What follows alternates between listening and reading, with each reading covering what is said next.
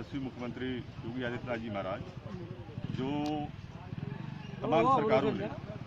तमाम सरकारों ने 70 सालों में, वर्षों में नहीं कर पाई, हमारे माननीय यशस्वी मुख्यमंत्री जी ने 4 सालों में करके दिखाया। गोरखपुर का नक्शा बदल दिया। लोग आज बम्बई, सूरत या विदेशों की तुलना हमारे गोरखपुर से करने लगे। तो हम विकास के मुद्दे पर चुनाव लड़ना चाहते हैं। हमारी सरकार विकास कर रही है और हम लोग भी विकास करेंगे।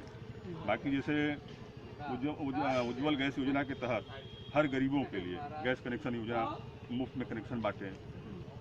दीनदयाल उपाध्याय योजना के तहत गरीबों को बिजली कनेक्शन दिया गया, राशन कार्ड दिया गया। इस कोरोना काल में गरीबों को मुफ्त राशन बांटा गया। गरीब बच्चों के लिए पढ़ने लिखने के लिए निःशुल्क शिक्षा का व्यवस्था किया गया।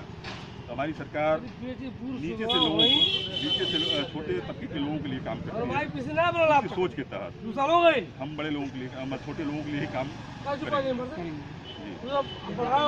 कहा जा रहा है, एक चीज बात कही जा रही है कि जो भी यहाँ चुनाव जीतेगा गोरखपुर जिला पंचायत का अध्यक्ष बनेगा, सबसे बड़ा दावेदार बनेगा। क्या बोलेंगे इस पर आप? और सर, जैसे इस वार्ड से, जैसे जो आप जिला पंचायत अध्यक्ष की बात कर रहे हैं, क्योंकि जिला पंचायत अध्यक्ष का बैकवर्ड ही मैक्सिमम लोग हैं। पार्टी की मंशा अगर है, लेकिन बैकवर्ड से ही तो कोई बनेगा नहीं। हम लोग नहीं, नाम जिनका चल रहा है, प्रमुखता से नाम सब वही है। सर, जिला पंचायत अध्यक्ष का वार्ड जो है सामान्य है। सामान्य सीट अलग बात है, लेकिन ये दावेदारी फिक्स 65 नंबर से ही, जो भी जिला पंचायत दावेदार बनेगा 65 नंबर से ही निकलेगा।